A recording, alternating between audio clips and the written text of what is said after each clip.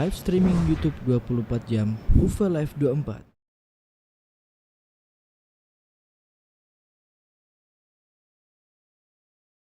Alhamdulillahi ala ihsani wa syukru lahu ala taufiqihi wa amtinani wa asyhadu an la ilaha illallah wahdahu la syarika lahu ta'ziman li sya'nihi wa asyhadu anna Muhammadan abduhu wa rasuluhu da'a ila ridwani. Allahumma salli alaihi wa ala alihi wa ashabihi wa ikhwani. Hadirin dan hadirat yang dirahmati Allah Subhanahu wa taala. Pada kesempatan kali ini kita akan membahas tentang manhajus salaf secara singkat dan secara global ya. Al-manhaj maksudnya adalah tariqah atau metode. Likullin ja'alna minkum syir'atan wa minhaja. Kata Allah Subhanahu wa taala, kami jadikan bagi setiap kalian syariat dan minhaja, maksudnya metode. Sehingga al-minhaj atau al-manhaj maknanya adalah metode. Maksudnya adalah metode beragama sesuai dengan yang dipahami oleh para salaf, dan salaf maknanya adalah yang telah lalu ya, sebagaimana Allah sebutkan dalam Al-Quran, wa anta jama'u bainal ukhtaini illa ma qad salaf, yaitu dilarang untuk menggabungkan dua wanita saudari untuk dinikahi ya, dan Allah mengatakan illa ma qad salaf, kecuali yang telah lalu ya. Jadi salaf maknanya yang sesuatu yang telah berlalu, sebagaimana ketika Nabi sallallahu alaihi wasallam mengabarkan kepada putrinya Fatimah bahwasanya beliau akan meninggal dunia, beliau berkata, wa innaki la awwalu ahli baiti luhuqan bi, dan sungguhnya engkau wahai Fatimah adalah ahlul bait yang paling pertama menyusuliku, yaitu aku meninggal kemudian engkau akan meninggal. Wa ni'mas salafu ana laki, dan sebaik-baik yang mendahului engkau adalah aku bagimu. Ya, di sini makna salaf yaitu yang terdahulu atau yang telah lewat, yang telah lalu. Dan ini maksud dengan perkataan kita manhajus salaf, maksudnya para salaf adalah generasi awal dari umat ini, yaitu secara umum adalah al-qurun as-salasa al-mufaddalah, yaitu 3 generasi yang telah direkomendasikan oleh Nabi sallallahu alaihi wasallam dalam hadisnya, khairun nasi qarni thumma alladhina yalunahum thumma alladhina yalunahum. Sebaik-baik generasi atau sebaik-baik manusia adalah generasiku, yaitu para sahabat. Thumma alladhina yalunahum, kemudian yang setelah mereka itu para tabi'in. Thumma alladhina yalunahum, kemudian yang setelahnya lagi yaitu atba'ut tabi'in, para pengikut tabi'in yang mereka menimba ilmu jalurnya kepada tabi'in, kemudian kepada sahabat, kemudian dari Nabi sallallahu alaihi wasallam. Sehingga kalau kita bilang manhajus salaf, maksudnya metode beragama menurut pemahaman salaf 3 generasi ini. Dan itulah yang diisyaratkan oleh Al-Imam Malik rahimahullahu taala, di mana beliau berkata, ma yuslihu akhir hadhil ummah illa bima aslaha awalaha atau kama qala. Kata beliau, tidaklah akan perbaiki umat ini kecuali dengan apa yang perbaiki generasi awal ya. Jadi kalau umat ini ingin baik, harus mengikuti apa yang perbaiki generasi awal, dan generasi awal menjadi mulia dengan manhaj yang mereka tempuhi, yaitu di atas Al-Quran dan Sunnah. Oleh karenanya, agar kita semakin yakin dalam beragama harus mengikuti metode salaf, manhajus salaf, maka kita harus mengetahui tentang keutamaan para salaf. Saya ringkaskan, manhajus salaf maksudnya metode dalam beragama mengikuti metodenya para salaf. Salaf tadi siapa? Yang telah mendahului. Yang dimaksud adalah para sahabat, para tabi'in, dan para pengikut apa? Tabi'in. Ini sederhana. Baik, adapun keutamaan salaf terutama para sahabat telah datang dalam banyak ayat dalam Al-Qur'anul Karim. Seperti firman Allah Subhanahu wa taala, was-sabiqunal awwaluna minal muhajirin wal ansar walladzina tabauhum bi ihsan radhiyallahu anhum wa radu an wa adda lahum jannatin tajri tahtaha al-anharu khalidina fiha abada dzalika huwal fawzul azim. Kata Allah Subhanahu wa taala, dan orang-orang yang pertama kali masuk Islam dari kalangan muhajirin dan ansar. Dari kalangan Muhajirin ribuan sahabat, kaum Ansar juga ribuan sahabat. Mereka ini kata Allah Subhanahu wa taala, radhiyallahu anhum wa radu'an. Allah ridha kepada mereka dan mereka pun ridha kepada Allah. Bahkan Allah mengatakan wa adda lahum jannatin tajri tahtahal anhar. Allah telah menjanjikan bagi mereka surga-surga yang mengalir di bawahnya sungai-sungai khalidina fiha, dan mereka kekal dalam surga-surga tersebut. Ini nas yang sangat tegas bahwasanya kaum Muhajirin, kaum Ansar dijamin masuk surga. Taib. Selain kaum Muhajirin dan kaum Ansar, bagaimana cara masuk surga? Kalau masuk surga harus mengikuti mereka. Makanya di tengah-tengah ayat Allah mengatakan walladzina tabauhum biihsan, dan orang-orang yang mengikuti kaum Muhajirin, kaum Ansar dengan pengikutan yang baik. Ini dalil Allah mempersyaratkan kalau ingin masuk surga harus mengikuti metode kaum Muhajirin dan kaum Ansar. Saya ulangi ayatnya. Was-sabiqunal awwaluna minal muhajirin wal ansar walladzina tabauhum bi ihsan radhiyallahu anhum wa radu'an. Dan yang pertama kali masuk Islam dari kalangan Muhajirin yaitu kaum Ansar, dan orang-orang yang mengikuti mereka dengan pengikutan yang baik. Harus ngikut, kalau enggak ngikut enggak selamat. Maka mereka itulah radhiyallahu anhum wa radu'an. Allah ridha kepada mereka dan mereka juga ridha kepada Allah, dan Allah janjikan bagi mereka surga. Ayat yang lain misalnya Allah menyatakan bahwasanya para sahabat penghuni surga, kata Allah Subhanahu wa taala, laqad radiyallahu 'anil mu'minin idh yubayyi'unaka tahta asy-syajarah fa'alima ma fi qulubihim fa anzala as-sakinata 'alaihim wa athabahum fathan qariba. Kata Allah Subhanahu wa taala, sungguh Allah telah ridha kepada kaum mukminin yang membayat engkau di bawah sebuah pohon, yaitu tentang bai'atul ridwan, yang di mana sekitar ada 1.500 sahabat, dalam riwayat 1.400, ada yang 1.300, intinya sekitar 1.500 sahabat membaiat Nabi SAW ketika di Al-Hudaybiyah, berbaiat untuk membela Nabi SAW sampai titik darah penghabisan. Mereka yang baiat itu semua, Allah katakan Allah telah ridha kepada mereka. Allah telah ridha pada mereka. Kata Allah, laqad radiyallahu 'anil mu'minin idh yubayyi'unaka tahta asy-syajarah fa'alima ma fi qulubihim. Allah mengetahui isi hati mereka. Di sini Allah bukan hanya merekomendasi mereka secara fisik, tapi Allah juga merekomendasi mereka dalam sisi batin, bahwasanya hati mereka benar, batin mereka apa? Benar. Makanya Allah mengatakan fa'alima ma fi qulubihim fa anzala sakinata 'alaihim. Allah mengetahui isi hati mereka, lantas Allah turunkan ketenangan bagi mereka. Karena Allah tahu hati mereka baik, maka Allah turunkan ketenangan bagi mereka.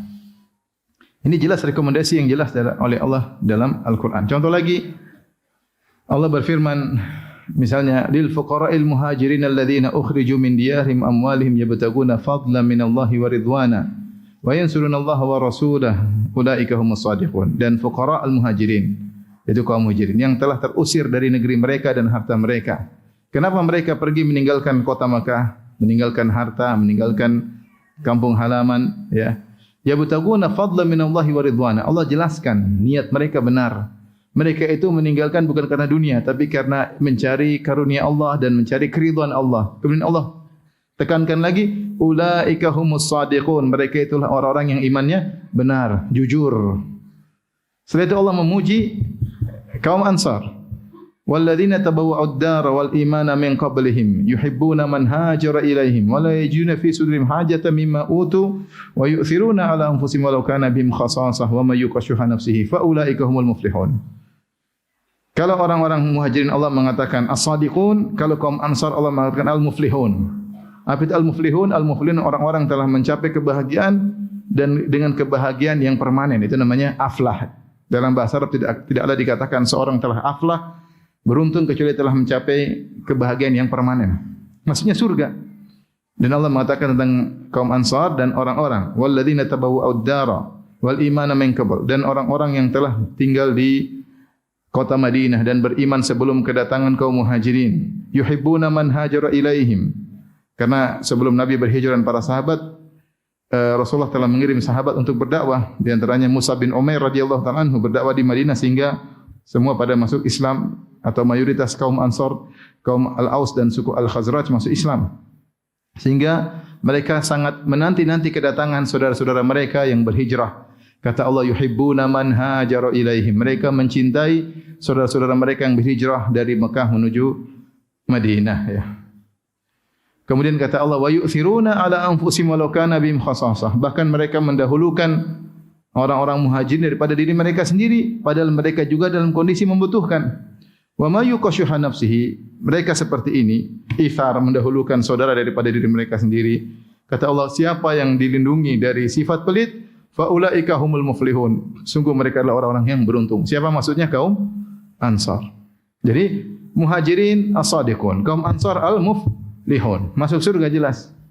Tapi yang setelahnya kita bagaimana? Walladzina ja'u min ba'dihim yaquluna rabbana ighfir lana wa li ikhwanil ladzina sabaquna bil iman wa la taj'al fi qulubina ghillan lil ladzina amanu rabbana innaka ra'ufur rahim. Isyarat kata Allah dan orang-orang yang datang setelah mereka. Mereka berdoa, Rabbana ighfir lana, ya Allah ampunilah kami. Wa li ikhwanil ladzina sabaquna bil iman, dan ampunilah saudara-saudara kami yang telah mendahului kami dengan keimanan. Wala taj'al fi qulubina ghillan lil ladzina amanu. Jangan kau jadikan hati kami kebencian terhadap orang beriman, itu kepada para sahabat Muhajirin dan Ansar. Rabbana innaka ra'ufur rahim. Isyarat bahwasanya orang-orang yang datang setelah mereka hendaknya mengikuti mereka. Sehingga hati mereka harus lapang kepada kaum Muhajirin, kaum Ansar, mendoakan mereka, cinta kepada mereka.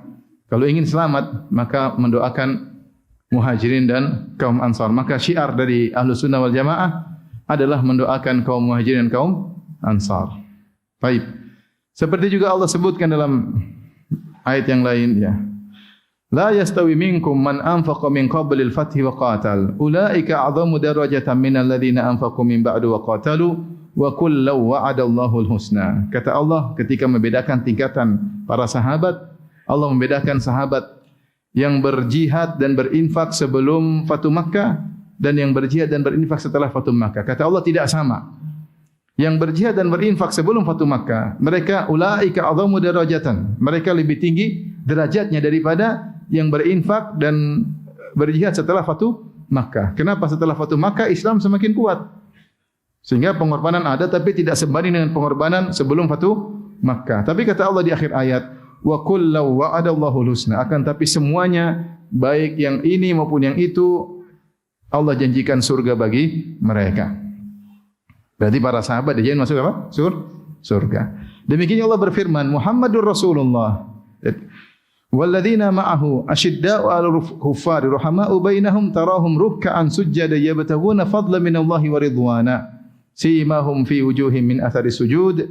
Dzalika mathaluhum fit Taurat wa mathaluhum fil Injil kazar'in akhraja shata'ahu fa'azarahu fastaghlada fastawa 'ala suqihi yu'jibu az-zurra'a liyaghidha bihimul kuffar. Wa'adallahu alladhina amanu minhum wa 'amilus salihati maghfiratan wa ajran 'azima. Kata Allah Subhanahu wa taala, Muhammad Rasulullah dan orang-orang yang bersama Muhammad. Siapa maksudnya? Para sahabat. Allah puji bukan cuma puji Nabi, bahkan Allah juga puji para sahabat. Bagaimana sikap mereka? Asyidda'u 'alal kuffar, mereka tegas terhadap orang-orang kafir. Ruhama'u bainahum, dan mereka saling kasih sayang di antara mereka. Allah puji zahir mereka, tarahum ruk'an sujada. Kalau kalian lihat sahabat, mereka suka beribadah. Kalian dapati mereka ruku, kalian dapati mereka apa? Sujud. Kemudian Allah puji rekomendasi hati mereka, yabtaguna fadlan minallahi wa ridwana. Mereka mencari karunia Allah dan mencari keridhaan Allah, berarti ikhlas. Allah sebutkan simahum fi wujuhihim min athari sujud. Kau lihat pada wajah mereka ada bekas sujud, maksudnya kekhusyuan dalam wajah mereka. Ini pujian kepada para sahabat. Kemudian Allah mengatakan dzalika mathaluhum fit Taurat. Inilah perumpamaan mereka di Taurat. Ternyata pujian terhadap para sahabat bukan cuma di Al-Qur'an.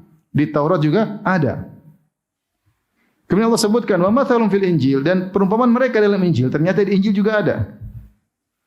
Kazar'in akhraja shata'ahu fa'azarahu fastaghlata fastawa 'ala suqi. Seperti tunas biji yang menumbuhkan tunasnya kemudian menjadi tinggi, menjadi kuat. Fastawa 'ala suqi, menjadi kokoh batang tersebut di atas bawahnya ya.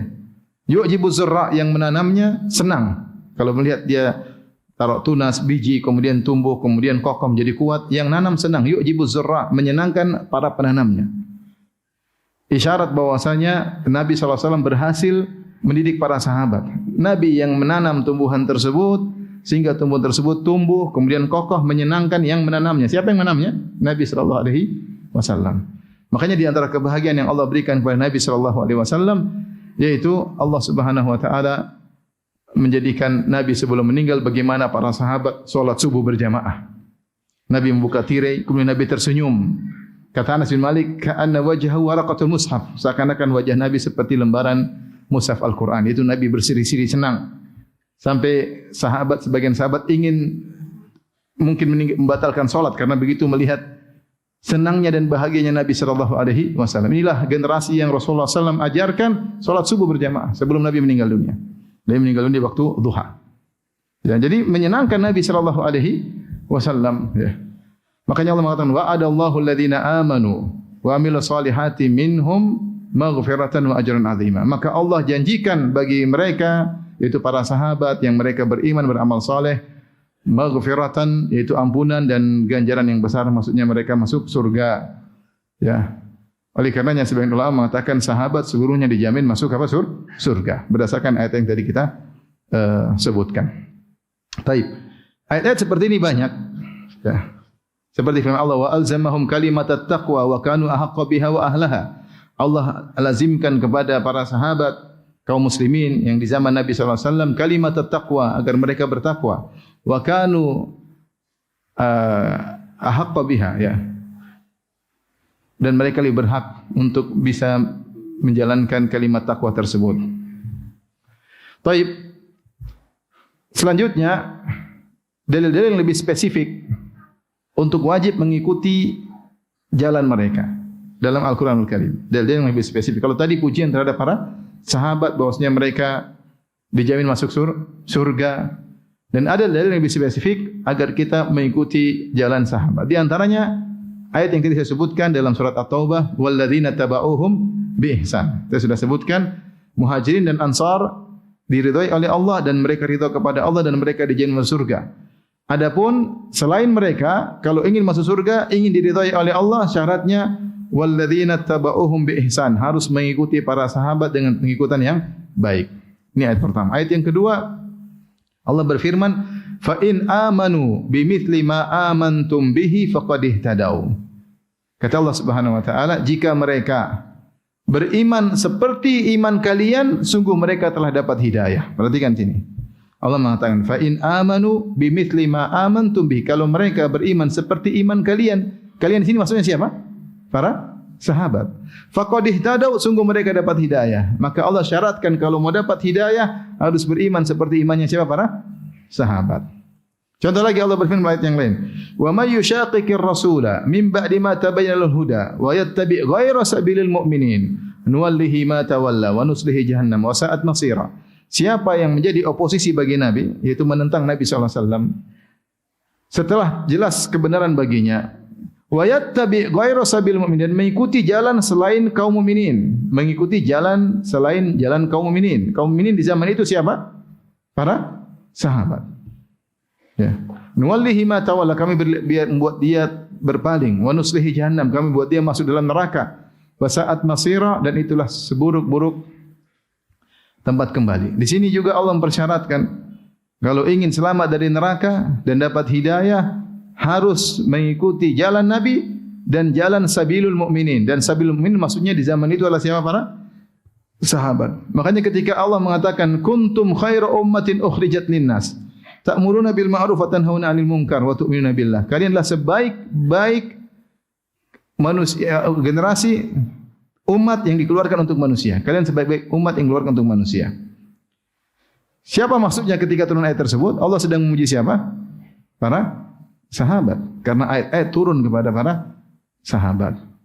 Ini semua dalil bahwasanya secara spesifik seorang kalau ingin selamat harus mengikuti jalan para sahabat. Dan Nabi SAW telah menegaskan dalam hadisnya, khairun nasi qarni, sebaik-baik generasi adalah generasiku, thumma alladhina yalunahum, sebaik-baik manusia adalah generasiku, maksudnya para sahabat, thumma alladhina yalunahum, kemudian yang setelah mereka, kemudian yang setelah mereka. Dan itulah yang dipahami oleh sahabat. Seperti Ibnu Mas'ud. Ya, Ibnu Mas'ud berkata, man kana mustannan falyastanna man kana mustannan falyastanna biman qad mat. Ya. Barang siapa yang ingin mencontohi, beruswah, meneladani, maka teladanlah ya orang yang sudah meninggal dunia. Kenapa? Karena al-ahya lam tu'man alaihimul fitnah. Yang masih hidup tidak selamat dari fitnah. Kita enggak tahu bagaimana kesudahannya. Mungkin ada berubah di tengah jalan. Tapi yang sudah meninggal sudah jelas bagaimana agama mereka. Makanya Ibnu Mas'ud mengatakan kalau ingin beruswah, ingin meneladani para sahabat sudah meninggal, sudah jelas mereka diridhoi oleh Allah Subhanahu wa taala. Banyak ayat dalam Al-Qur'an. Ulaika ashabu Muhammadin sallallahu alaihi wasallam. Mereka adalah para sahabat Nabi. Makanya beruswahlah kepada mereka. Ya. Kalau kita beruswah kepada orang sekarang, belum tentu dia bisa jadi berubah di akhir hayatnya, bisa berubah pemikirannya, bisa berubah manhajnya. Para sahabat, mereka meninggal dalam kondisi Allah ridha kepada mereka. Ya. Ketika Allah turunkan ayat-ayat bahwasanya Allah ridha kepada para sahabat, Allah tahu enggak bagaimana kesudahan para sahabat? Tahu. Allah tahu masa depan dan Allah tetap meridhai mereka.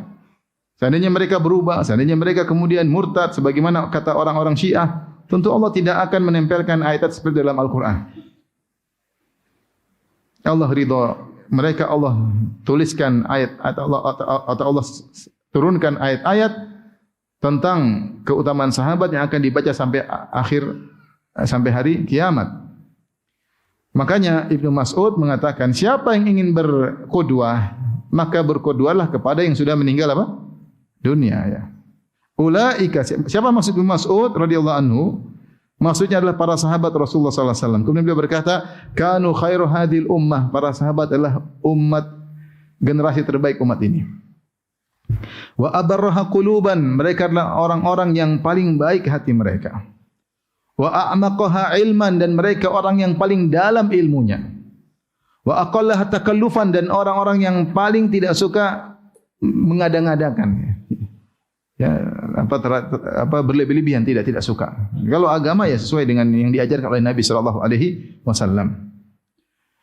Qaumun ikhtarahumullah li suhbati Nabi sallallahu alaihi wasallam. Mereka adalah kaum yang Allah telah pilih untuk menjadi para sahabat Nabi sallallahu alaihi wasallam. Wa naqli dinihi. Allah telah pilih mereka untuk menukil, membawa ajaran Nabi Muhammad, agama Nabi sallallahu alaihi wasallam. Fatashabbahu bi akhlaqihim, maka tirulah akhlak mereka. Wa tara'iqahum, dan tirulah jalan mereka. Fahum ashabu Muhammad sallallahu alaihi wasallam. Mereka adalah para sahabat Nabi sallallahu alaihi wasallam.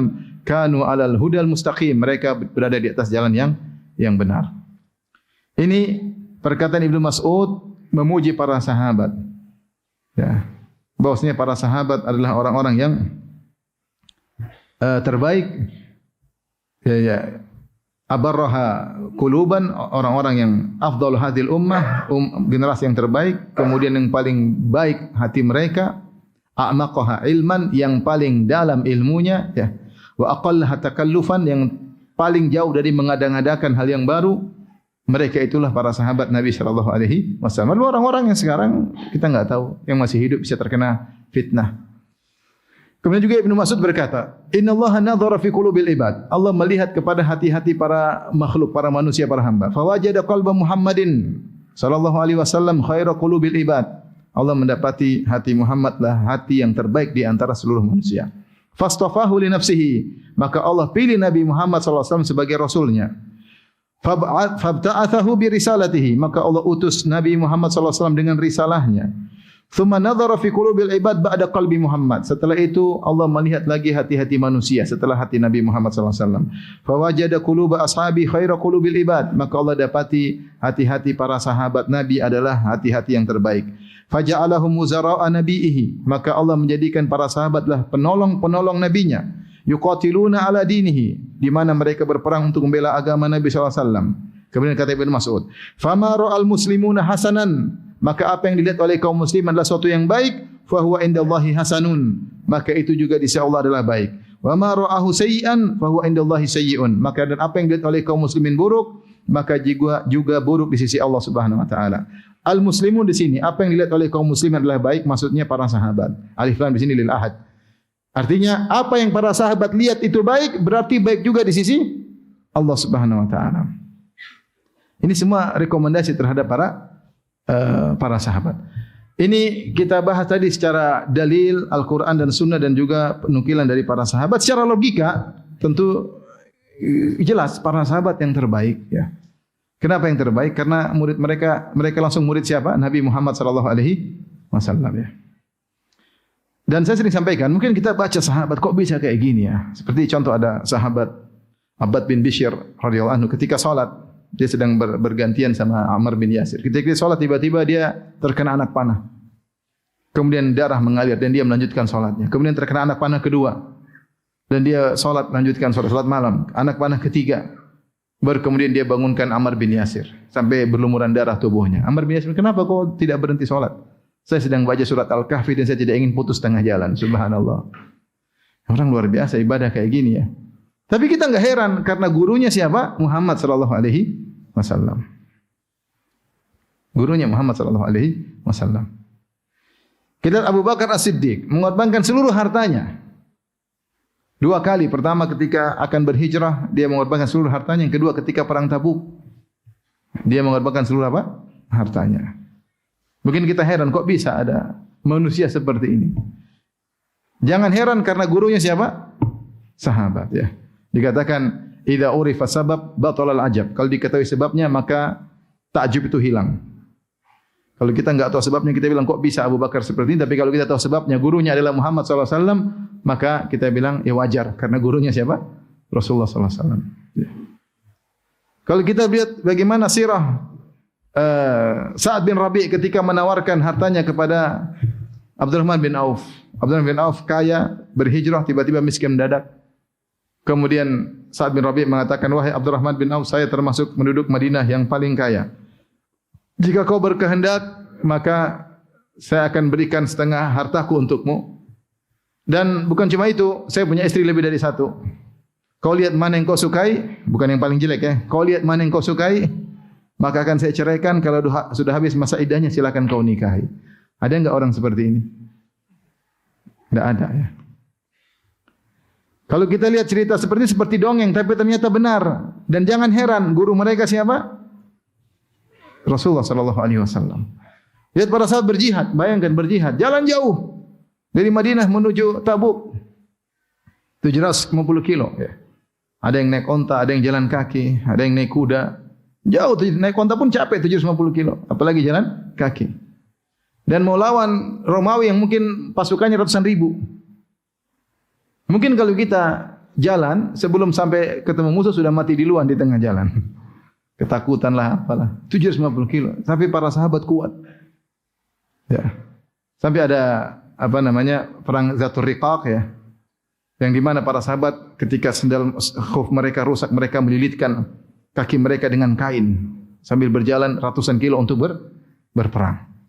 Kita mungkin baca luar biasa. Kok bisa demikian? Kita bilang wajar karena gurunya siapa? Rasulullah sallallahu alaihi wasallam. Kemudian Utsman bin Affan radhiyallahu anhu salat 1 rakaat khatam Quran. Mungkin kita heran. Tapi gurunya siapa? Rasulullah sallallahu alaihi wasallam. Banyak keajaiban-keajaiban sahabat. Maka secara logika wajar. Enggak usah jauh-jauh. Saya saja misalnya lihat Syekh Abdul Muhsin Al-Abbad. Zuhudnya, bagaimana tawadhu'nya, rendah hatinya. Kalau ditanya sih mengatakan Allahu a'lam, la adri, saya tidak tahu. Kita lihat beliau luar biasa. Tapi mungkin kita enggak heran, gurunya Syekh bin Baz rahimahullahu taala. Gurunya siapa? Syekh bin Baz. Artinya ini baru ulama zaman sekarang. Syekh bin Baz kalau kita baca sejarahnya luar biasa, bagaimana tawadhu'nya, bagaimana zuhudnya, bagaimana ibadahnya luar biasa. Ketika kita lihat muridnya langsung seperti Syekh bin Al-Abbad, hafizahullah taala, kita bilang ya wajar karena gurunya siapa? Syekh bin Baz. Apalagi kalau sahabat yang guru mereka adalah Rasulullah sallallahu alaihi wasallam, maka wajar mereka sangat hebat-hebat. Sehingga yang membimbing langsung adalah Nabi sallallahu alaihi wasallam, dan bukan cuma Nabi, Allah pun mentarbiyah mereka secara langsung. Kalau ada kesalahan yang mereka lakukan, turun ayat. Turun apa? Ayat. Terkadang kalau mereka melakukan kebaikan, Allah puji mereka. Allah bimbing langsung. Makanya Jabir bin Abdullah mengatakan, kunna na'zil wal Qur'anu yanzil. Kami dahulu di zaman Nabi sallallahu alaihi wasallam, kami ketika berhubungan, kami keluarkan air mani di luar rahim, itu tidak masukkan dalam rahim istri. Kata Jabir bin Abdullah, kalau itu haram, tentu akan turun ayat. Wal Qur'anu yanzil, sementara ketika kami melakukan itu Al-Qur'an masih masanya sedang turun. Namun tidak ada ayat menegur kami. Berarti hukumnya boleh. Seakan-akan Jabir bin Abdullah radhiyallahu anhu berkata, kami itu dibimbing oleh Allah Subhanahu wa taala. Kalau kami salah, maka pasti ditegur oleh Nabi. Kalau Nabi pun tidak tahu, pasti yang negur siapa? Allah Subhanahu wa taala. Ketika tidak ada yang tegur, berarti benar. Berarti benar. Inilah generasi terbaik yang dibimbing oleh Nabi sallallahu alaihi wasallam, yang langsung dibimbing juga oleh Allah Subhanahu wa taala, yang ayat-ayat turun terkait mereka. Bayangkan mereka berperang bersama Nabi dengan berbagai macam perang, mereka melihat mukjizat Nabi sallallahu alaihi wasallam, mereka melihat akhlak Nabi sallallahu alaihi wasallam. Mereka lihat sosok Nabi sallallahu alaihi wasallam, mereka lihat ibadah Nabi sallallahu alaihi wasallam. Kira-kira hebat enggak mereka? Pasti punya pengaruh luar biasa. Pasti punya pengaruh terhadap para sahabat luar biasa ya. Ya. Oleh karena jadilah mereka generasi terbaik umat ini. Maka wajar yang paling paham agama adalah para sahabat.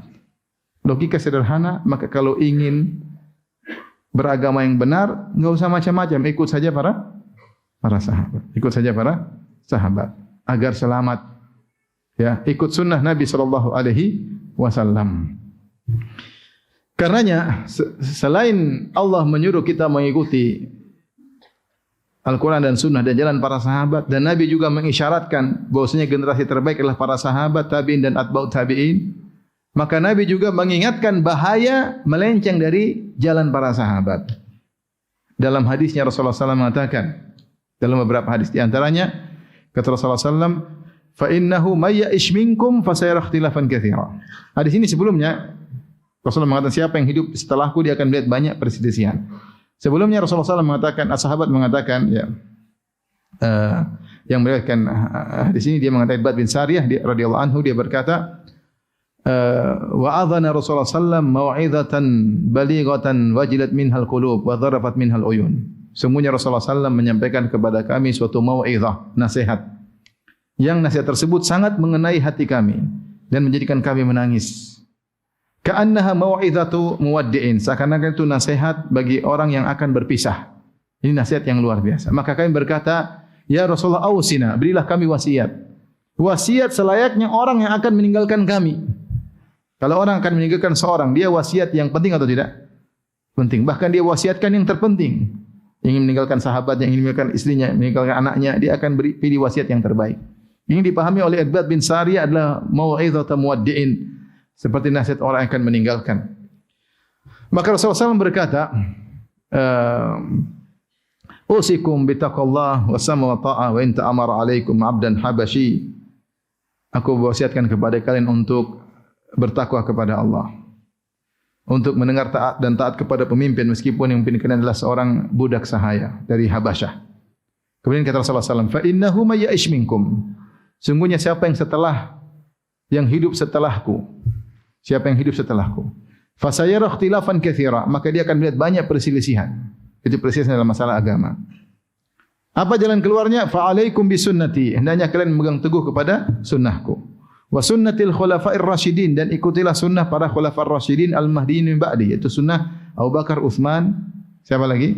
Abu Bakar, Umar, Utsman dan Ali. Yaitu para sahabat. Addu tamassaku biha wa addu 'alaiha bin nawajid. Berpegang teguhlah dengan sunnahku dan sunnah para sahabatku, digigitlah dengan geraham kalian. Ini solusinya. Kemudian kata Rasulullah SAW, wa iyyakum wa muhdatsatil umur. Jauhi, hati-hatilah kalian dengan perkara-perkara baru dalam agama. Wa kullu muhdatsatin bid'ah, dan setiap perkara baru dalam agama adalah bid'ah. Wa kullu bid'atin dhalalah, dan setiap perkara bid'ah adalah sesat. Jadi Rasulullah SAW ingatkan akan ada perselisihan, solusinya ikut sunnahku dan sunnah para sahabat, wajib, dan wajib meninggalkan perkara-perkara baru dalam agama. Tapi hadis yang lain, ya, yang juga sama, Rasulullah SAW berwasiat tentang bahayanya perpecahan, perselisihan, dan wajib mengikuti para sahabat. Kata Nabi SAW, iftaraqatil yahudu ila 71 firqah. Sungguhnya Yahudi terpecah menjadi 71 golongan. Berjalan dengan waktu, ajaran Nabi Musa mulai ditinggalkan. Berpecah menjadi mungkin 2, 3, 4 sampai akhirnya 71 golongan. Semakin jauh dari Nabi Musa, semakin banyak perselisihan. Wajar atau tidak? Wajar karena jarak dari sumber semakin jauh maka semakin banyak penyimpangan, wajar. Waftaraqatin nasara ila sintaini wa sab'ina firqah, dan Nasara terpecah menjadi 72 golongan. Golongan banyak sekali. Tapi sekarang banyak firqah-firqah apa? Nasara. Semakin jauh dari zaman Nabi Isa alaihissalam semakin banyak presiden. Logis, banyak. Wa sataftariqu hadhil ummah. Nabi ngomong ini belum ada firqah itu. Nabi mengatakan maka akan terpecah umat ini menjadi 73 golongan. La salasin wa sab'ina firqah, 73 golongan. Kulluha finnar ila wahidah. Semuanya di neraka kecuali satu. Sahabat bertanya, "Man hum ya Rasulullah?" Siapa mereka? Kata Nabi sallallahu alaihi wasallam, "Man kana ala mithli ma ana alaihi al-yauma wa ashabi." Yang satu yang selamat tersebut kata Nabi yaitu siapa yang berada di atas jalan yang aku tempuh pada hari ini dan para sahabatku. Ini manhaj salaf. Yang selamat mereka adalah firqatun najiyah, golongan yang selamat adalah yang menempuh apa yang aku tempuh hari ini al-yauma wa ashabi, dan ditempuh oleh para sahabatku. Ini penjelasan Nabi SAW mewajibkan kita untuk mengikuti para sahabat dan menjauhi tata cara beragama yang tidak diajarkan oleh para sahabat. Karena Rasulullah mengatakan terpecah-pecah menjadi 73, jalan keluarnya ikut yang selamat. Yang selamat yaitu jalannya jalanku dan jalan para sahabat. Logis, sangat mudah bisa kita pahami. Dan benar setelah itu mulailah muncul bid'ah-bid'ah. Bid'ah pertama kali muncul adalah bid'atul khawarij ketika terjadi perselisihan antara Ali bin Abi Thalib dan Muawiyah, ya. Rasulullah mengatakan takhruju mariqatun, ya. Keluarlah mariqah yaitu khawarij ketika terjadi khilaf di antara fi'atain azimatain, di antara khilaf di antara kaum muslimin. Maksudnya khilaf antara Ali dan Muawiyah, maka munculnya apa? Orang-orang khawarij. Yang akhirnya diperangi oleh Ali bin Abi Thalib, dan Ali sangat semangat memerangi orang-orang khawarij. Yang Rasulullah SAW sifati mereka rajin ibadah, semangat beribadah, rajin baca Quran. Sampai Rasulullah berkata kepada para sahabat tentang orang-orang khawarij, kata Nabi SAW, tahkiruna salatakum ma'a salatihim. Kalian akan merasa minder jika bandingkan solat kalian dengan solat mereka. Artinya orang khawarij solatnya lebih banyak dari solatnya para sahabat, namun di atas kebodohan. Wasiyamakum ma'asiyamim. Kalau kalian bandingkan puasa kalian dengan puasa mereka, kalian akan merasa minder. Subhanallah, puasa mereka kayak apa? Sampai wajah mereka pucat karena mereka siang hari puasa, malam hari solat malam tidak berhenti-berhenti. Tetapi kata Nabi sallallahu alaihi wasallam, yaqra'una al-Qur'an la yujawizu taraqiyahum. Mereka baca Al-Qur'an namun Quran tidak masuk dalam dada mereka. Mereka tidak tahu tafsirnya. Mereka mau nafsir dengan selain manhaj salaf. Makanya mereka membaca ayat-ayat tentang orang kafir, mereka terapkan kepada orang beriman. Mereka menyerukan la hukma illa lillah, inil hukmu illa lillah. Allah berfirman, inil hukmu illa lillah. Tidak ada hukum kecuali milik Allah. Kata mereka, Ali dan Muawiyah berhukum dengan hukum selain Allah, maka mereka kafir. Dan siapa yang sepakat dengan al-hakaman, yaitu Ali punya utusan Abu Musa al-Asy'ari radhiyallahu anhu, dan Muawiyah punya utusan Amr bin As untuk berdamai. Siapa yang sepakat dengan keputusan mereka berdua juga ikut kafir. Sehingga mereka mengkafirkan kaum muslimin dengan banyak sekali. Akhirnya mereka menyempal dan akhirnya mereka membunuh sebagian kaum muslimin. Akhirnya Ali memerangi mereka. Sebelum Ali memerangi mereka, Ali kirim Ibnu Abbas untuk berdiskusi dengan mereka, dialog. Maka Ibnu Abbas berdiskusi dengan mereka tentang beberapa ayat yang mereka salah paham. Mereka pahami ayat tersebut bukan dengan manhaj apa? Salaf. Maka Ibnu Abbas perbaiki. Bukan begitu pemahamannya. Akhirnya sepertiga kalau tidak salah dari mereka sadar. Setelah itu baru diperangi. Tema sini contoh firqah yang pertama kali muncul adalah firqah Khawarij, di mana mereka memahami Al-Quran bukan dengan pemahaman apa?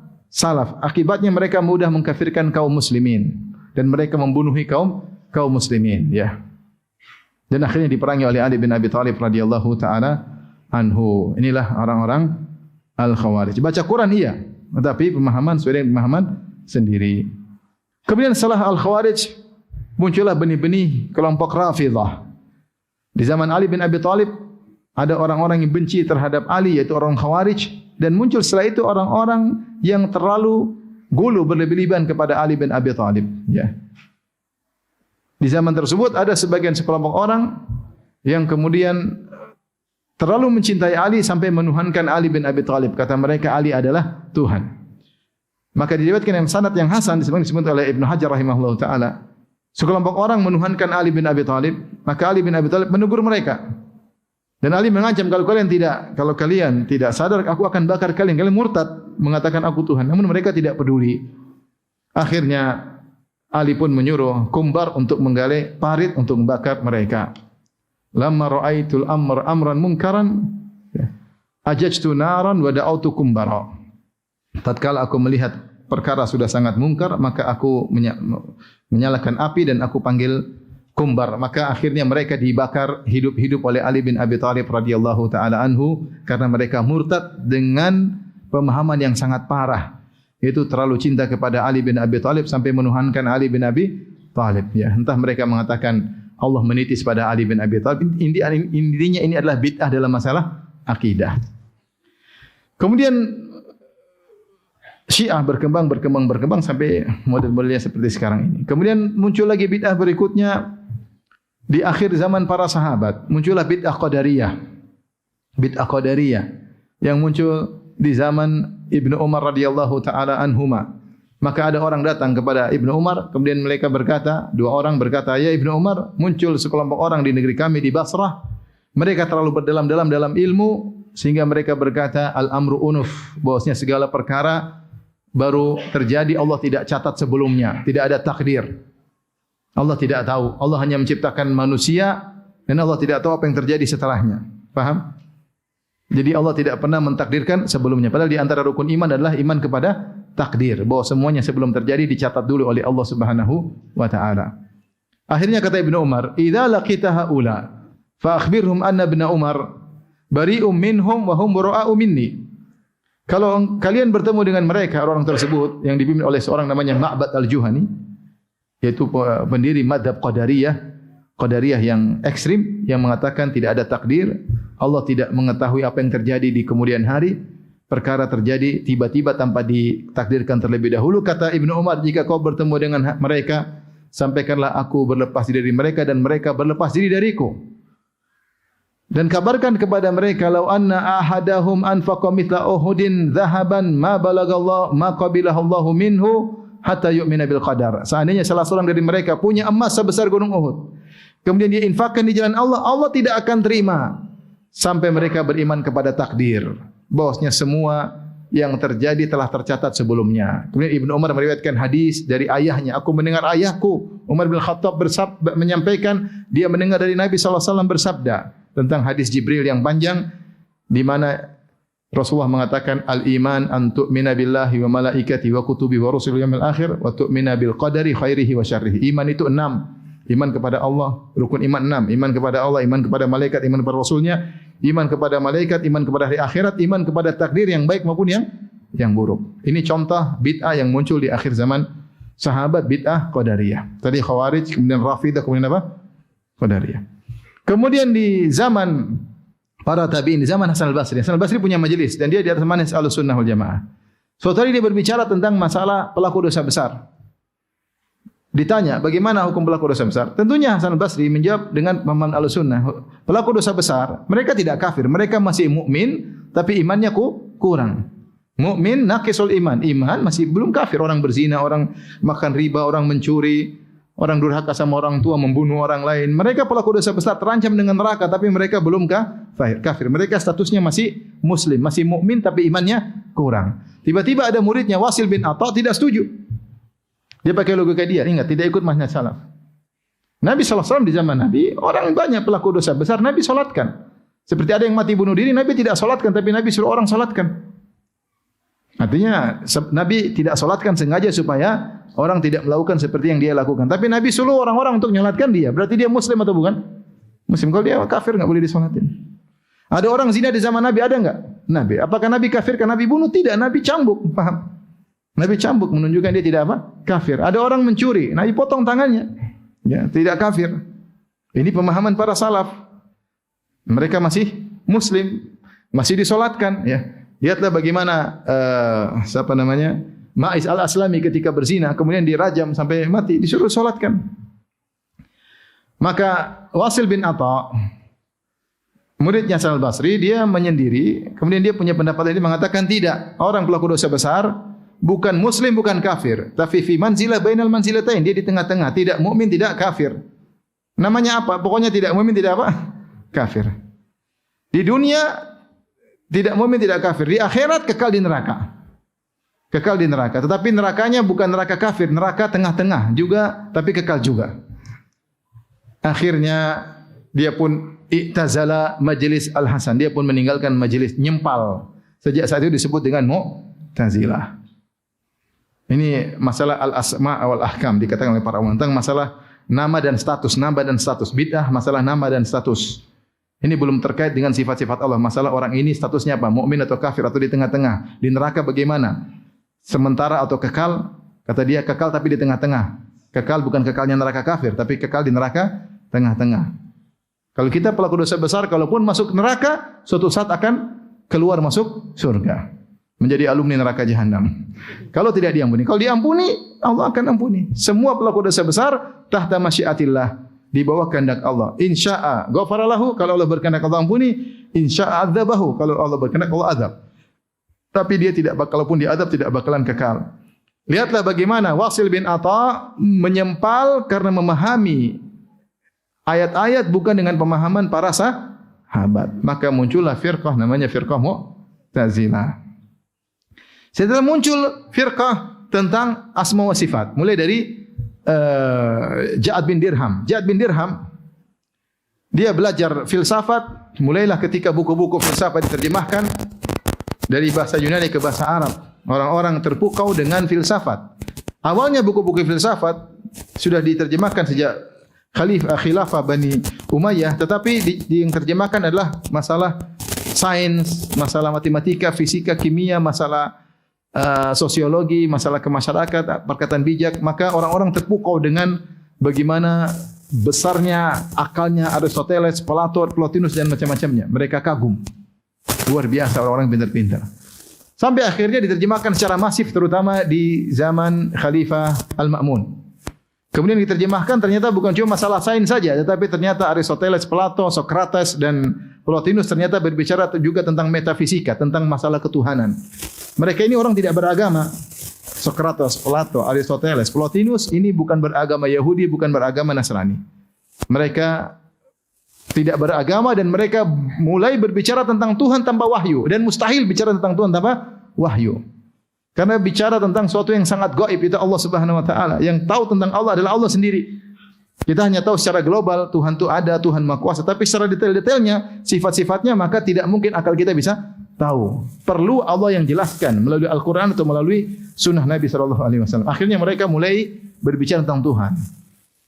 Menerawang, akhirnya mereka bilang Tuhan syaratnya begini.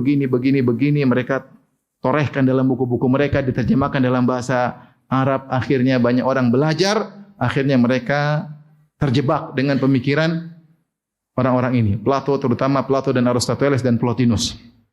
Muncullah awal sekali adalah Ja'ad bin Dirham. Ja'ad bin Dirham menolak sifat mencintai, kemudian sifat berbicara. Dia mengatakan, lam yukallimillahu Musa taklima. Allah tidak pernah berbicara dengan Nabi Musa. Padahal Allah mengatakan, wa kallamallahu Musa taklima. Sungguh Allah benar-benar berbicara dengan Nabi Musa. Dan dia menolak sifat mencintai, kata dia, walam yattakhidillahu Ibrahim khalila. Allah tidak pernah menjadikan Ibrahim sebagai kekasihnya. Padahal Allah berfirman, wattakhadallahu Ibrahim khalila. Mulailah dia menolak dua sifat. Satu namanya sifat mencintai, kata dia enggak ada Allah punya sifat mencintai. Yang kedua sifat berbicara. Allah tidak punya sifat berbicara. Kok bisa? Ada syubhatnya tentunya. Saya tidak akan sampaikan di sini.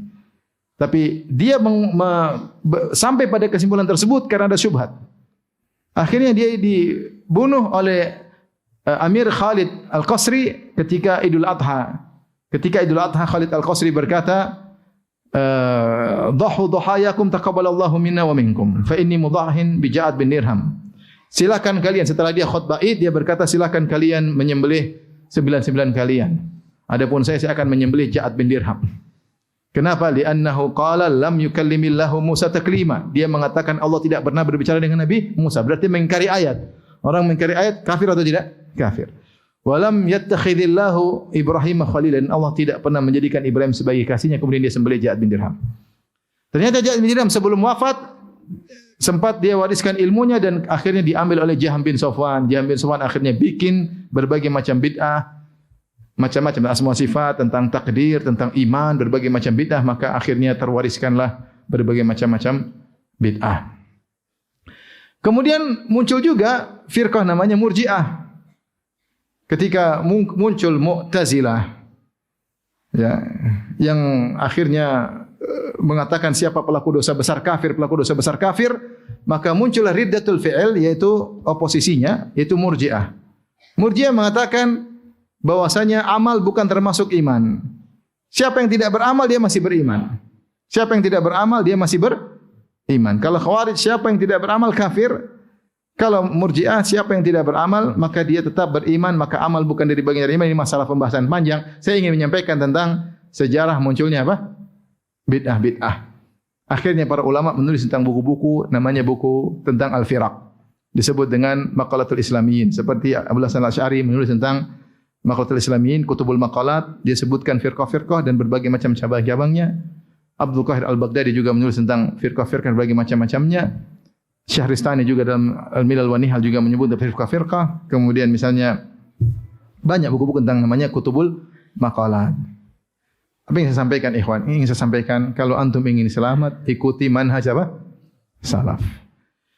Yang kita bicarakan terutama tentang manhaj salaf adalah tentang masalah akidah.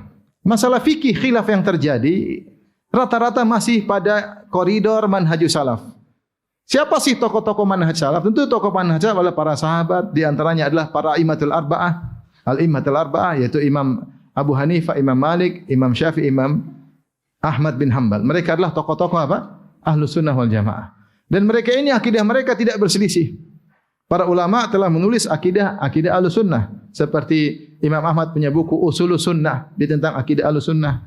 Kemudian juga punya buku Rad alal Jahmiyah wa Zanadiqah, bantahan terhadap Jahmiyah dan kaum zindik. Beliau juga ada bukunya. Anaknya juga Abdullah bin Ahmad punya buku judulnya Usulus Sunnah atau Syarhus Sunnah. Ada juga Syarhus Sunnah Al-Barbari dan banyak buku-buku judulnya sunnah ya. Seperti buku Syarh I'tiqad Ahli Sunnah wal Jamaah Al-Lalaka'i, dia menukil akidah Ahlus Sunnah, akidahnya Bukhari, akidahnya Tsauri, akidahnya Al-Auza'i, para ulama salaf. Akidah mereka dikodifikasikan dalam buku-buku mereka, dalam risalah-risalah mereka. Kita tinggal ikut akidah mereka dan mereka tidak berselisih dalam masalah akidah. Adapun masalah fikih, kalau terjadi perselisihan bukan berarti mengeluarkan seorang dari manhaj salaf selama tidak menyelisih ijma'. Selama tidak menyelisih ijma' dan khilaf masalah fikih sangat banyak. Selama tidak menyelisih ijma' dan hukum yang diambil masih sesuai dengan istinbat menurut usul ahli sunnah, maka tidak mengeluarkan seorang dari ahli sunnah wal jamaah. Contoh misalnya sederhana, masalah kunut subuh. Masalah khilaf, masing-masing punya cara istinbat, yang istinbat tersebut sesuai dengan kaidah ahli sunnah wal jamaah. Cuma hasilnya berbeda, mungkin salah cara pandang yang berbeda. Maka masalah kunut subuh ada beberapa pendapat. Yang pertama mengatakan kunut subuh adalah bid'ah. Ini pendapat mazhab Hanafi, bid'ah. Jangan bilang tidak ada yang bilang bid'ah, ada yang bilang bid'ah, itu mazhab apa? Hanafi. Yang mengatakan sunnah jumhur. Siapa? Mazhab Syafi'i, mazhab Maliki, mazhab Zahiri. Bahwasanya kunut subuh setiap hari adalah sunnah. Kemudian yang mengatakan tidak sunnah mazhab Hambali, mazhab Hambali. Saya lebih condong bahwasanya tidak sunnah. Ya. Tetapi ini masalah khilaf. Maka kalau ada yang berpendapat kunut subuh bid'ah, ya wajar, ada salafnya, paham? Ada yang mengatakan kunut subuh sunnah, tiap hari bikin juga ada salafnya. Jangan disalah-salahin. Jangan paksakan harus ikut saya. Harus ikut kamu, enggak. Ada yang mengatakan tidak sunnah seperti mazhab Hambali. Ya. Setelah itu mereka khilaf juga bagaimana orang yang makmum kalau meyakini bahwasanya tidak sunnah. Apa yang harus dia lakukan? Yang tidak sunnah meyakini tidak sunnah siapa? Mazhab Hanafi sama mazhab Hambali. Khilaf juga menurut mazhab Hanafi ada dua pendapat. Mazhab Hanafi mengatakan kunut subuh bid'ah. Taib, kalau dia salat bermakmum di belakang mazhab Syafi'i yang kunut subuh, apa yang dilakukan? Dua pendapat lagi. Ada yang mengatakan ikut, ada yang mengatakan tidak ikut. Mazhab Hambali mengatakan kunut subuh tidak sunnah. Kalau kamu jadi makmum terhadap yang kunut subuh, kata mazhab Hambali, ikut kunut, karena ini masalah khilafiyah. Maksudnya ini bukan permasalahan mengeluarkan seorang di manhaj salaf atau tidak. Ini sekedar masalah fikih. Maka kita silakan memilih mana yang menurut kita lebih benar. Kita boleh menyalahkan, tidak ada masalah. Tapi tidak boleh merendahkan, tidak boleh menghinakan. Karena ini khilaf sejak zaman dahulu. Bila terjadi di kalangan para ulama salaf. Tapi yang jadi masalah ketika khilaf dalam masalah akidah. Ya, karena khilaf dalam masalah akidah bisa mengeluarkan seorang dari manhaj salaf. Oleh karenanya ketika para ulama membahas tentang firqah-firqah halika, firqah-firqah yang menyimpang, mereka sebut rata-rata tentang khilaf masalah akidah. Ya, contoh Khawarij, akidah, takfir, bukan sekedar khuruj alal hukam, bukan sekedar memberontak, tapi memberontak disertai dengan mengkafirkan. Maka jadilah Khawarij, mengkafirkan pelaku dosa besar. Ya. Kemudian lawannya Syiah juga mengkafirkan terlalu mengkultuskan Ali bin Abi Thalib, dan Syiah juga yang parah mengkafirkan para sahabat. Ya. Kemudian selainnya tadi apa? Mu'tazilah. Mu'tazilah juga masalah akidah, pelaku dosa besar. Tidak kafir, tidak mukmin, tapi di neraka adalah kekal. Kemudian lawannya Murji'ah, mengatakan amal bukan termasuk dari iman. Qadariyah meyakini tidak ada takdir atau perincian takdir, mereka tolak. Contohnya lagi kemudian misalnya tadi Jahmiyah. Ya, ini juga mengenai nama-nama dan sifat-sifat Allah. Ternyata kelompok-kelompok yang dikatakan keluar dari Ahlussunnah, rata-rata penyimpangan mereka dalam masalah apa? Akidah. Sekarang kita praktikkan zaman sekarang. Ahlussunnah wal Jamaah jelas menyeru yang berhak disembah cuma siapa? Allah Subhanahu wa taala. Taib, kalau kita bicara ini saja, sudah banyak penyimpangan. Ada yang menyembah wali-wali, ada yang menyembah nabi, ada yang menyembah macam-macam. Ini sudah penyimpangan. Sudah banyak penyimpangan dalam kesyirikan. Dalam tauhid banyak yang menyimpang terjerumus dalam kesyirikan. Ya. Kemudian juga muncul zaman sekarang misalnya sekularisme. Mengatakan bahwasanya faslud daulah anid din. Negara tidak boleh ada agamanya, buang agama. Kita negara, agama cuma di masjid, di rumah. Negara tidak boleh ada agamanya sama sekali. Ini apa? Sekularisme. Yang lebih parah dari sekularisme bukan cuma membatasi agama di luar negara. Bahkan dalam segala kehidupan duniawi tidak boleh pakai agama. Agama cuma kalau kamu beribadah kepada Tuhan. Adapun muamalah, adapun bertetangga, hukum rumah tangga, semuanya tidak perlu pakai agama. Ini lebih parah. Yang pertama juga parah, negara tidak boleh ada nilai agama sama sekali, namanya sekularisme. Yang lebih parah bukan cuma dibatasi pada aturan negara saja, bahkan seluruh aturan keduniaan mereka anggap harus dipisah dari agama. Agama cuma di masjid, kamu ngaji, ibadah, solat itu fikih, ibadah. Adapun kamu berumah tangga, hukum waris, hukum kriminal, semuanya tidak boleh pakai agama. Namanya sekularisme. Ini contoh. Contoh lagi seperti muncullah orang-orang liberal yang mengatakan bahwasanya jangan pakai manhaj salaf. Manhaj salaf itu hanya cocok untuk 1400 tahun yang lalu. Seperti dalam kitab Fikih Lintas Agama, buku Fikih Lintas Agama. Dia mengatakan mengejek manhaj salaf, mengejek Imam Syafi'i. Kata mereka Imam Syafi'i meletakkan landasan-landasan fikih, landasan-landasan hukum sehingga orang-orang lebih mengkultuskan Syafi'i daripada dalil-dalil. Mengejek Imam Syafi'i. Imam Syafi'i yang jasanya sangat besar dalam kitabnya Ar-Risalah meletakkan dasar-dasar usul fikih dan dasar-dasar mustalah hadis dihina oleh mereka. Mereka bilang jangan ikut manhaj salaf. Apa itu manhaj salaf? Manhaj salaf itu salaf itu 1400 tahun yang lalu. Maka hukum-hukum yang mereka keluarkan hanya relevan, cocok untuk 1400 tahun yang lalu. Sekarang kita harus bikin hukum-hukum yang baru. Ini tokoh-tokoh liberal. Ngeri seperti ini. Banyak yang pemahaman seperti ini. Banyak. Ya, banyak. Kita bicara lagi seperti orang yang mulai berpemahaman tentang Nabi macam-macam zaman sekarang ini. Nabi yang keluar dari kuburannya lah. Nabi jalan-jalan di Surabaya lah. Nabi ziarah ke guru saya lah. Macam-macam ya. Padahal Nabi tidak tahu apa yang terjadi setelah beliau wafat. Makanya dalam hadis yang mutawatir, Nabi mengabarkan ketika aku sudah berada di Al-Haud, di telagaku, tiba-tiba ada sekelompok orang datang menujuku, ya, maka mereka pun ditolak dan diarahkan ke neraka jahanam. Aku berkata, Usayhibi, Usayhibi. Dalam riwayat yang lain, ummati, ummati. Rijalan, ada sekelompok orang.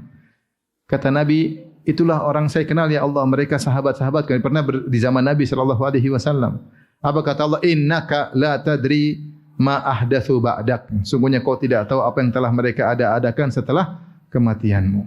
Innahum qad ghayyaru wa baddalu. Sungguh mereka telah merubah-rubah dan mengganti-ganti.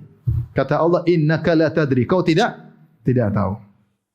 Nabi tidak tahu apa yang mereka lakukan, mereka diusir. Makanya dia bilang, kenapa mereka diusir? Nabi tidak tahu apa yang telah mereka lakukan. Tapi kalau Nabi setiap hari jalan-jalan, Nabi tahu enggak perubahan? Tahu. Jangankan jalan di Madinah, sampai ke Surabaya. Nabi jalan-jalan ke Surabaya. Di Bangka lewat. Kenapa harus Surabaya? Sampai ada seorang Habib cerita bahwasanya suatu hari ada seorang ingin menziarahi kuburan Nabi sallallahu alaihi wasallam. Belum sampai di kuburan Nabi, tiba-tiba Fatimah keluar dari kuburan. Fatimah tanya, mau kemana engkau? Kata dia, saya ingin ke kuburan bapakmu. Kata Fatimah, bapakku lagi tidak ada, lagi ziarah ke Habib Fulan sana di Yaman. Artinya kalau kau ziarah kuburan lagi kosong. La ilaha illallah. Fatimah sampai keluar semua. Nabi lagi jalan-jalan. Asy-Syaukani punya buku judulnya Risalatun fi Hukmil Maulid. Risalah tentang Maulid. Di antara dia kritiki, di antara hal yang tidak masuk akal adalah orang-orang meyakini Nabi ikut acara Maulid. Hadir keluar ikut. Sekarang acara Maulid bisa jadi dalam satu waktu 100 tempat Rasulullah SAW hadir semuanya. Allah mengatakan engkau tidak tahu apa yang dilakukan oleh umatmu setelah kematianmu. Kalau Nabi kira-kira ikut acara Maulid, jalan-jalan, ikut berita politik, kira-kira Nabi tahukah perubahan? Tahulah. Sederhana, ini keyakinan tentang dia macam-macam. Yang keluar bilang Nabi SAW keluar cium lututnya. Ya akhi, kamu siapa? Nabi siapa? Nabi ku cium lutut kamu. Kamu siapa ya akhi? Kamu yang cium lutut Nabiku, bukan Nabiku cium lutut kamu. Apakah mereka tidak berfikir? Gimana? Orang bicara seenak tentang Nabi SAW. Nabi begini. Apakah ada manhaj salaf seperti itu? Fatimah radhiyallahu anha kenapa meninggal? Kata para ulama karena cintanya dia kepada Nabi sallallahu alaihi wasallam. Dia keluarga semua sudah hilang. Tadinya ada Nabi, bapaknya, ada ibunya Khadijah. Ada mereka berenam saudara. Ada Abdullah, ada Qasim, ada Zainab, ada Ruqayyah, Ummu Kulthum, ada Fatimah. Semuanya meninggal, tinggal dia sendiri.